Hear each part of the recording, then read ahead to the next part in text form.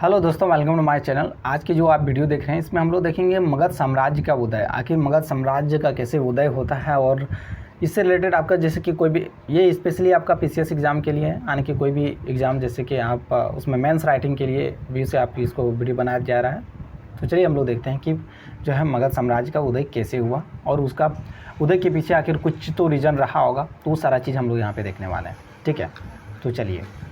तो यहाँ पर आप देख रहे हो कि जो मगध साम्राज्य है का उद्भव, आखिर आप जानते हैं कोई भी आंसर लिखने से पहले उसमें आपको एक भूमिका देना होता है ना, इंट्रोडक्शन। तो इंट्रोडक्शन किस तरह देंगे, तो थोड़ा सा यहाँ पे आप देख सकते हो कि मगध साम्राज्य का जो है उद्भव है वर्तमान जो है भारत के जो है उत्तर पूर्वी हिस्से अर्थात जो है दक्षिण बिहार प्रदेश में लगभग 600 ईसा पूर्व में हुआ था। और लोकेशन उसका भौगोलिक स्थिति बता दिए। जो है बौद्ध ग्रंथ अगुंतर निकाय एवं जैन ग्रंथ भगवती सूत्र में जिन 16 महाजनपदों का उल्लेख किया गया है उनमें मगध सबसे शक्तिशाली था। ठीक है, और उस समय जो है मगध, वत्स, कौशल एवं अवंती 4 शक्तिशाली महाजनपद थे। वे एक दूसरे पर अपना वर्चस्व स्थापित करने के लिए संघर्षरत रहते थे। भौगोलिक एवं राजनीतिक कारणों से परिस्थितियां मगध के अनुकूल बनती गई और अंततः मगध सबसे शक्तिशाली साम्राज्य के रूप में उदित हुआ, यानी कि वहाँ पे उत्थान हुआ उसका। ये चीज़ यहाँ पे भूमिका में आपने यहाँ 2-3-4 लाइन में आप देख लिए।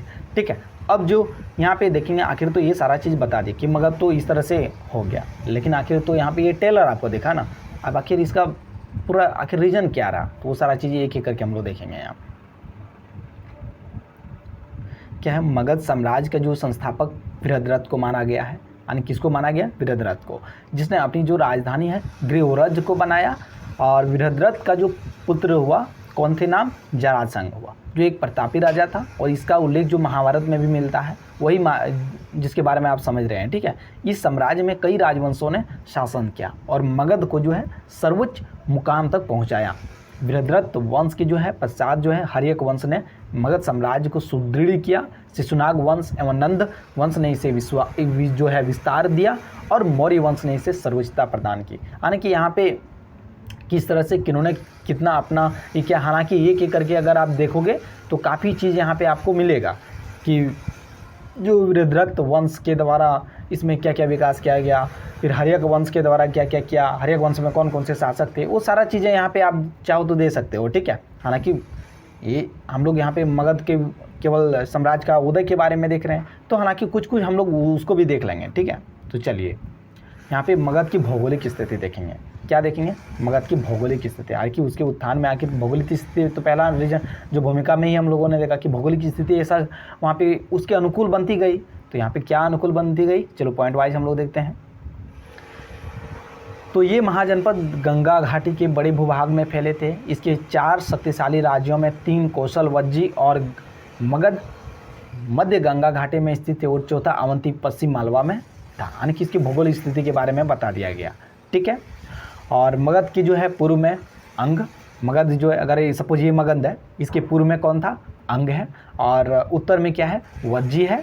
ठीक है, और पश्चिम में क्या है, काशी है, और जो है सुदूर पश्चिम में है, और इसके अलावा ज़्यादा पश्चिम में आप देखोगे तो कौशल राज था। तो इसके यहाँ पे एक भौगोलिक स्थिति उसके वाइज में आपने देख लिया। ठीक है, अब यहाँ पे देखिए कि मगध वर्तमान जो है बिहार राज्य की जो है पटना वर्तमान में आखिर क्या है, तब तो वो वाला स्थिति था।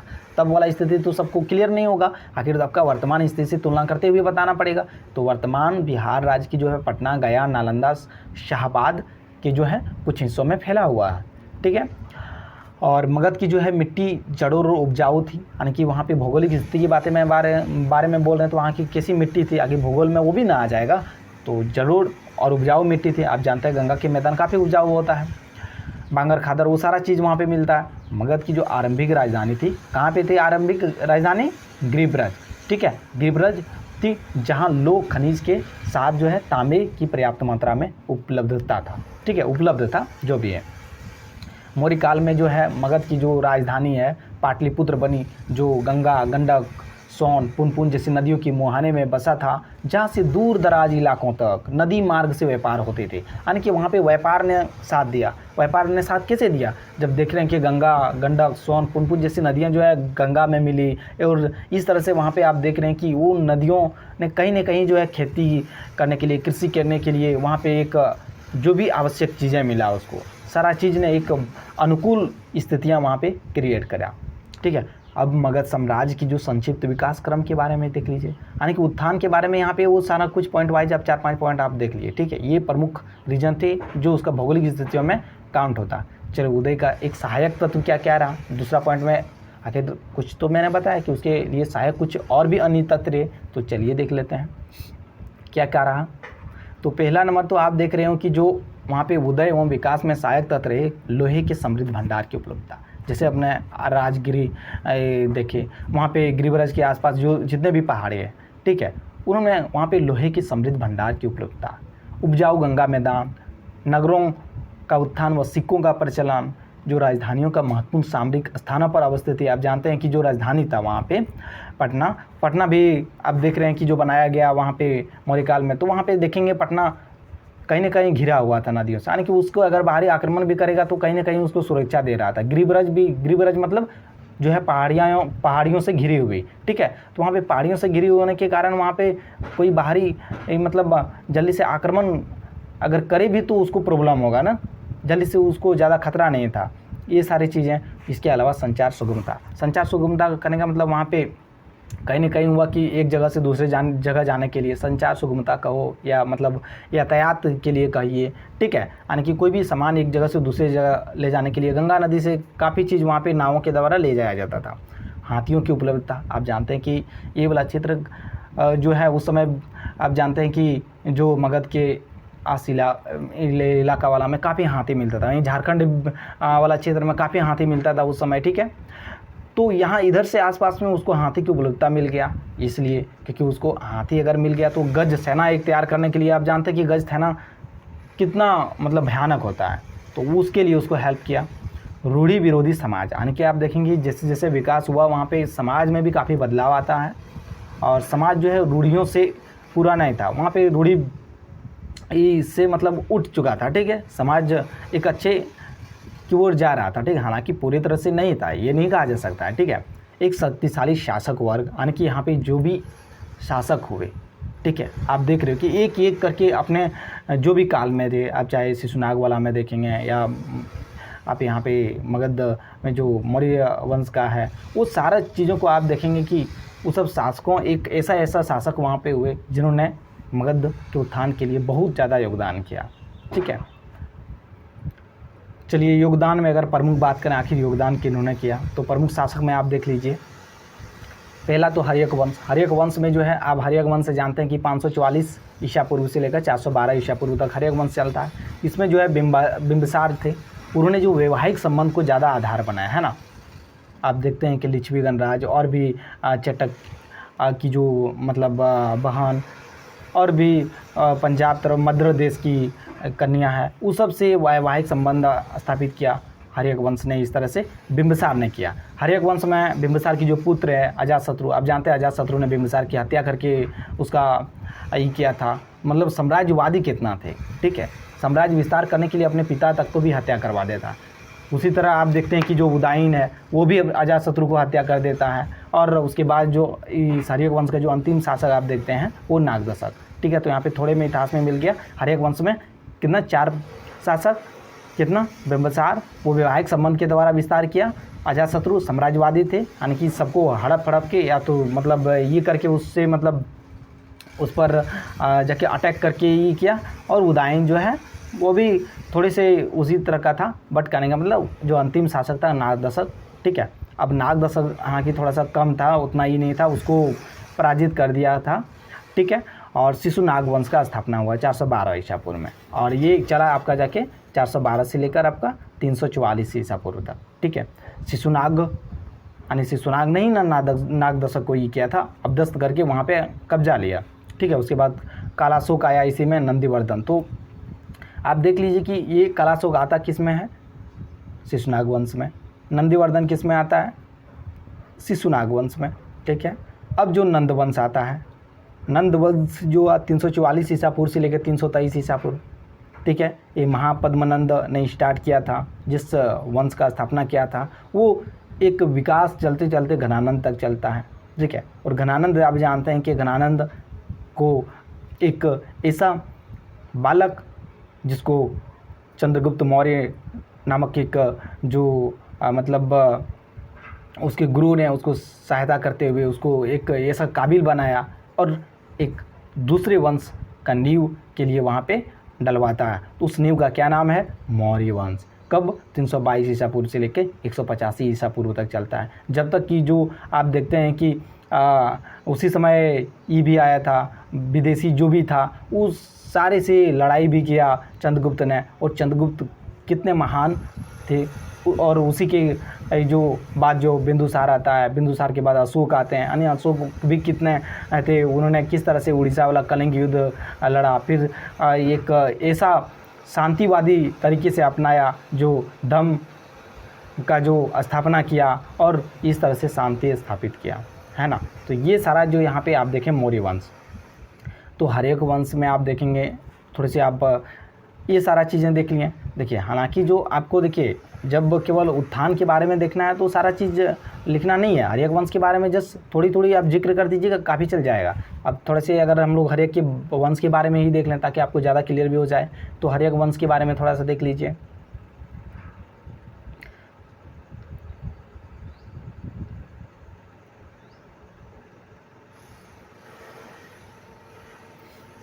जो हर एक वंश है, हर एक वंश के 3 महत्वपूर्ण शासक हुए। कौन? पहला तो बिंबिसार, अजातशत्रु, और तीसरा जो है उदयन, ठीक है। और इनके आप देखेंगे ना तो इनके शासनकाल में जो है मगध की आरंभिक राजधानी ग्रीवराज था। आरंभिक यानी बिंबिसार ने कहाँ बनाया? ग्रीवराज। बाद में राजगृह को मगध की राजधानी बनाई गई, ठीक है। तो बिंबिसार जो है उनको जो जैन ग्रंथ में क्या नाम दिया गया है? तो बिंबिसार के बारे में देख लीजिए, श्रोणिक नाम दिया गया, यानी कि जैन ग्रंथों में बिंबिसार का नाम श्रोणिक कहा गया है। और वह 15 वर्ष की आयु में शासक बना, यानी कि 544 बीसी से लेकर 492 बीसी तक, यानी कि 52 वर्षों तक लगभग उन्होंने शासन किया। इसे मगध साम्राज्य की जो वास्तविक संस्थापक माना जाता है, यानी बृहद्रथ को जैसे कि उन्होंने स्थापना किया था, हालांकि बट करने का मतलब इसको वास्तविक संस्थापक माना है। इन्होंने जिस तरह से विस्तार किया और फिर से एक मतलब अच्छे राजा के रूप में एक शक्तिशाली राजा हो गए, तभी आपको वास्तविक माना जाएगा। उसी तरह जो मगध साम्राज्य के जो वास्तविक संस्थापक माना जाता है वो बिंबिसार को, यानी कि श्रोणिक को, ठीक है। वो पहला शासक था जिसके पास जो है पैदल सेना थी और जो वह बुद्ध का समकालीन था। तो कई बार एग्जाम में ये भी आता है कि इनमें से कौन बुद्ध के समकालीन थे, तो इस तरह से रिलेटेड भी आ जाएगा। तो आप बिंबिसार जो है बुद्ध के समकालीन थे। उसने जो है अंग शासक जो है ब्रह्मदत्त, ठीक है, को हराने के बाद जो एक राजा के रूप में अपनी स्थिति को मजबूत करने के लिए जो है पहली बार जो है वैवाहिक गठबंधन स्टार्ट किया, ठीक है, यानी कि लोगों से विवाह करके वहाँ पे जो अपने साम्राज्य में मिलाना या उसके बीच मैत्री संबंध स्थापित करना। आप देखेंगे कि यहाँ पे विवाह उसने किया कि महाकोसला से किया। कहाँ? कौशल की जो राजकुमारी थी उससे। उन्होंने जो है प्रसेनजीत, उसी जो कौन है प्रसेनजीत की बहन भी है महाकोसला, ठीक है। कौशल की राजकुमारी भी प्रसेनजीत जो है कौशल के आखिर थे ना राजा, तो उसी की बहन था महाकोसला। इसका पहली पत्नी थी। उसके बाद जो उसकी दूसरी पत्नी थी वो था वैशाली की जो लिच्छवी था, ठीक है, उस राजकुमारी चेलना। क्या नाम था? चेलना। और ये इसी से अजातशत्रु पैदा हुआ, ठीक है। और 6वां हुआ पंजाब की जो है मद्र देश कहा जाता है, तो उस मद्र जनपद की जो राजकुमारी थी 6वां से विवाह किया, यानी कि 3 महाकोसला, वैशाली की जो राजकुमारी चेलना और एक 6वां, ठीक है। यानी कि कई बार एग्जाम में ये भी आ सकता कि अजातशत्रु किससे पैदा हुआ था, तो चेलना से हुआ था, ठीक है, यानी कि वैशाली से उसका संबंध था, ठीक है। और आप देखेंगे कि जो विभिन्न राजसी जो परिवारों के साथ वैवाहिक संबंधों के कारण बिंबिसार को भारी जो कूटनीतिक प्रतिष्ठा भी प्राप्त हुई, जिससे कि जो पश्चिम और उत्तर के क्षेत्र में मगध का विस्तार का मार्ग प्रशस्त हुआ, ठीक है। तक्षशिला के जो गांधार शासक का राजदूत जो था पुकसुति बिंबिसार के दरबार में आया था, ठीक है। हालांकि आप इसके नाम में ज़्यादा नहीं सुने होंगे, ठीक है। तो पुकसुति के बारे में आप जान लो कि ये किसके दरबार में आया था? बिंबिसार के। और कहाँ से? गांधार से, ठीक है। तक्षशिला के शासक जो है गांधार वाला, ठीक है। उसने जो गांधारी जहाँ से थी वही वाला महाभारत के गांधारी, ठीक है। उसने जो आप देखें शकुनी वाला, ठीक है, उसने अपने निजी चिकित्सक जो है जीवक शालवती के पुत्र, ठीक है, को अपनी जो है प्रतिद्वंदी उज्जैन के शासक चंद्रप्रघोत महासेन के पास जो है उसकी पीलिया के इलाज के लिए भेजा और उस पीलिया का इलाज कर दिया, अच्छा भी कर दिया, ठीक है। यानी जीवक को किसने भेजा? बिंबिसार ने। किसको भेजा? उज्जैन के शासक चंद्रप्रघोत महासेन को, ठीक है। तो वो चीज़ कई बार ये भी आता है कि जीवक किसके मतलब चिकित्सक थे, राजवेद थे, तो बिंबिसार के। ठीक है, तो जीवक कौन थे? सालवती के एक्चुअली पुत्र थे। ठीक है, बिंबिसार ने अंग राज्य को जीतकर मगध में मिला लिया तथा अपने पुत्र जो है अजातशत्रु को वहाँ का शासक नियुक्त किया। ठीक है, अब 492 ईस्वी पूर्व में जो है अजातशत्रु ने बिंबिसार की हत्या करके मगध की गद्दी जो है हथिया ली। अब हम लोग देखेंगे अजातशत्रु के बारे में। जैसे आप देखेंगे जैन ग्रंथों में जो है बिंबिसार को सैनिक कहा गया है। ठीक है, तो उसी तरह जो है जैन मत में है या जैन ग्रंथों में जो है अजातशत्रु को कुनिक कहा गया। क्या कहा गया? कुनिक। ठीक है, तो यहाँ पे आप देखोगे कि जो 492 से लेकर अब स्टार्ट होता है 460 BC तक, इस काल में जो अजातशत्रु ने क्या क्या हासिल किया वो सारा चीज़ें हम लोग यहाँ पे देखने वाले हैं। तो यहाँ पे देखो कि जो बिंबिसार जो थे वो चैलना का जो पुत्र था। ठीक है, वो चीज़ हम लोगों को पहले भी आपको बताया, जिसने अपने पिता की हत्या करके सिंहासन पर कब्जा कर लिया था। वह महावीर और गौतम बुद्ध के समकालीन थे, यानी कि दोनों के समकालीन थे। तो वहाँ पे पहले ही आपने देख लिया बुद्ध के समकालीन उसके पिता थे। ठीक है, और यहाँ पे महावीर और गौतम बुद्ध दोनों उसका समकालीन थे। ठीक है, उसने बुद्ध की जो मृत्यु के जो कुछ ही समय बाद जो है राजगृह में प्रथम बौद्ध संगति के आयोजन में महत्वपूर्ण भूमिका निभाई। यानी कि यही एग्जाम में आखिर वनडे एग्जामिनेशन में पूछा जाता है ना कि प्रथम बौद्ध संगति कब हुआ था, किसके काल में हुआ था। ठीक है, तो वो किसके काल में हुआ था? तो अजातशत्रु के काल में। कब हुआ था? कमेंट बॉक्स में आप करके बताइएगा। ठीक है, तो यहाँ पे अजातशत्रु जो है, देखिए कहीं कहीं स्पेलिंग में आपको एरर मिलेगा, तो इससे अजातशत्रु इधर से होगा। ठीक है, और बाकी कोई दिक्कत नहीं है।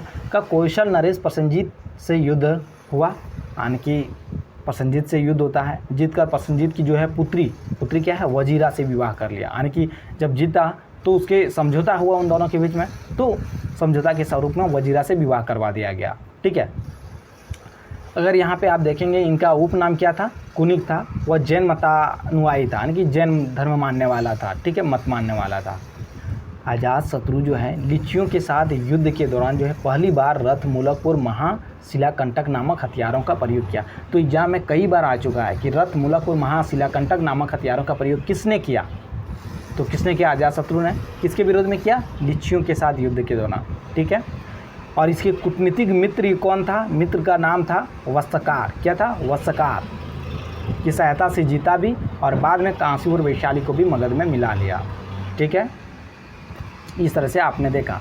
अब 32 वर्ष तक शासन किया, जिससे जो 460 जो BC है उसके जो पुत्र थे उदयन ने मारकर स्वयं गद्दी पर बैठा। ठीक है, यानी कि जिस तरह से उन्होंने अपने पिता को मारकर गद्दी हथिया लिया था, उसी तरह उदयन में भी अपने जो है दादाजी का बदला ले लेता है। ठीक है, जो उदयन के बारे में आप देख रहे हैं कि 460 BC से जो है 444 BC तक उदयन अब ये करेगा। तो वो अजातशत्रु का पुत्र और उसका जो है उत्तराधिकारी भी था, जो है जैन मत को मानता था। और उसने गंगा और सोन नदी के संगम जो था वहाँ पे पाटलिपुत्र नामक एक शहर बनाया। ठीक है, कुसुमपुरा वर्तमान जिसको हम लोग पटना नाम से जानते हैं। ठीक है, नामक राजधानी की स्थापना की थी। और जो यहाँ पे एक है अवंती के शासक जो था। ठीक है, अवंती के शासक कौन? पालक की पर यानी उसी की सहायता पर उदयन की हत्या कर दी गई, और उसके उत्तराधिकारी जो है अनिरुद्ध, मुंड और नागदशक जो है वो उतने मतलब शक्तिशाली नहीं साबित हुए जो इतने बड़े साम्राज्य को अपने अधीन रख पाए, उसको समेट कर रख पाए, और इस तरह से उसके साम्राज्य कमज़ोर पड़ गए। ठीक है, हर्यक वंश के जो है अंतिम शासक जो है उदयन के जो पुत्र थे नागदशक हुए, जिसे उसकी जो अमाती शिशु नाग ने जो है हटा कराने अबदस्त कर दिया और शिशुनाग वंश की स्थापना किया। कब शिशुनाग वंश की स्थापना हुई? 412 BC में। तो 412 BC तक हम लोग आ चुके हैं। अब शिशुनाग वंश जो है, शिशुनाग वंश में आपने देखा एक शिशु जो नाग है खुद और कलाशोक है, ये दो ज़्यादा इम्पोर्टेंट है यहाँ पे, तो इसके बारे में देख लेते हैं। शिशुनाग जो थे इस वंश का जो है संस्थापक थे। ठीक है, इन्होंने नागदशक का जो मंत्री भी था और जिसे प्रजा ने राजा के रूप में चुना था। ठीक है, और उसने जो है अवंती की जो है प्रघोत राजवंश, ठीक है, जिसके लिए आप जानते हैं कि बिंबिसार ने जीवक राजवेद भी भेजा था, है ना, जिससे जो है मगध और अवंती की बीच 100 सालों से जो चल रही प्रतिद्वंदता था, यानी कि दोनों में संघर्ष चल रहा था, वो चीज़ समाप्त हो गया। इसने वैशाली को अपना राजधानी बनाया, यानी कि वैशाली को किसने राजधानी बनाया? शिशुनाग ने। ठीक है, अब कलाशोक आते हैं।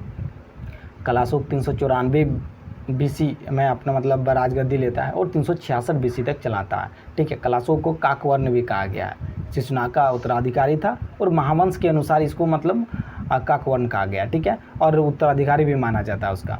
ठीक है, उसने वैशाली के स्थान पर जो है पाटलिपुत्र को अपनी राजधानी बनाया, यानी कि वैशाली जो राजधानी बनाया गया था उसके यहाँ पे देखेंगे शिशुनाग ने, तो उसको जो है यहाँ पे उसका पुत्र ने पाटलिपुत्र को बना दिया, को राजधानी बनाया और उसके संरक्षण में जो है द्वितीय बौद्ध संगति का आयोजन वैशाली में करवाया। तो कई बार एग्जाम में जो है पूछा जाता है कि द्वितीय बौद्ध संगति कब हुआ, किसके शासनकाल में हुआ, तो आपको आई होप आंसर मिल गया होगा।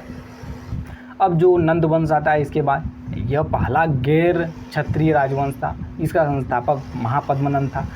ठीक है, महापद्मनंद था, तो महापद्मनंद उसे कहा गया है, यानी महापद्मनंद किसे कहा गया, तो देखिए पहला नंबर तो विशाल जो है साम्राज्य की स्थापना, यानी एकरट और एक छत्र, यानी कि संप्रभु शासक। एकरट में क्या होता है, एक कोई बहुत बड़ा साम्राज्य को एक करके रखा है, उसी को महापद्मनंद कहा गया है। क्षत्रियों को नाश करने के कारण इसको सर्व छत्रांतक भी कहा गया। तो यही कह सकते हैं कि एकरट की उपाधि किसने ली, तो महापद्मनंद ने। एक छत्रक की उपाधि किसने लिया, तो महापद्म ने। और ऐसा क्यों, संप्रभु शासक वो था। ठीक है, यानी किसी के अधीन नहीं था। और क्षत्रियों की नाश भी उन्होंने किया था, यानी कि वो गैर क्षत्रिय था ना, इसलिए उसको सर्व छत्रांतक भी कहा गया। क्या, सर्व छत्रांतक भी। विशाल सेना रखने के कारण उसको उग्रसेन भी कहा गया। ठीक है, तो एग्जाम में वही आता है कि उग्रसेन किस शासक को कहा जाता था, तो महापद्मनंद को। किस लिए, विशाल सेना रखने के कारण। और जो भार्गव दूसरे परशुराम नाम से भी जाना जाता है, यानी कि परशुराम जिस तरह मतलब क्षत्रियों का विनाश किए थे, उसी तरह उसके बाद कोई अगर पैदा हुआ तो उसको परशुराम के रूप में भी जाना जाता है, दूसरे परशुराम यानी कि भार्गव के रूप में। पुराणों के अनुसार महापद्मनंद जो है एक शूद्र औरत का पुत्र था, और जैन ग्रंथ और यूनानी लेखकों काटियस के अनुसार वो वेश्या और नाई का पुत्र था, यानी कि नाई का पुत्र। ठीक है, तो जो भी है यहाँ पे उस तरह से आप बता सकते हैं, पुराणों में ये मानता है।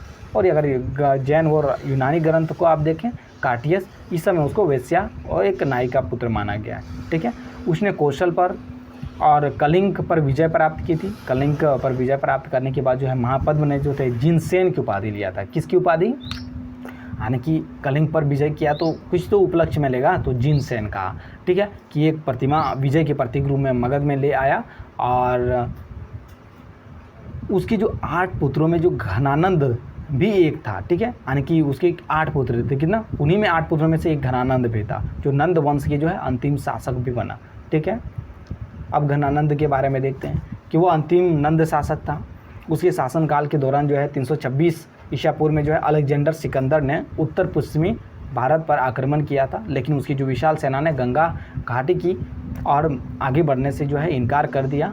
ठीक है, और ग्रीक ग्रंथों में जो है घनानंद का नाम क्या किया गया, अग्रमीज कहा गया या जेंद्रिमीज कहा गया। ठीक है, इसके दरबार में जो है तक्षशिला, और कौन, तक्षशिला के आचार्य जो है चाणक्य, तक्षशिला वही वाला अफगानिस्तान वाला, ठीक है, का जो है चाणक्य आया था, जिसे अपमानित करके जो है किया गया। और जो आगे चलकर जो है अपने शिष्य चंद्रगुप्त के साथ मिलकर दुष्ट धनानंद की हत्या कर के एक नए वंश मौर्य वंश की नींव रखी, और मौर्य वंश ने मगध का को जो है चरमोत्कर्ष पर पहुंचा दिया। ठीक है, तो अब हम लोग मौर्य वंश के बारे में देखेंगे।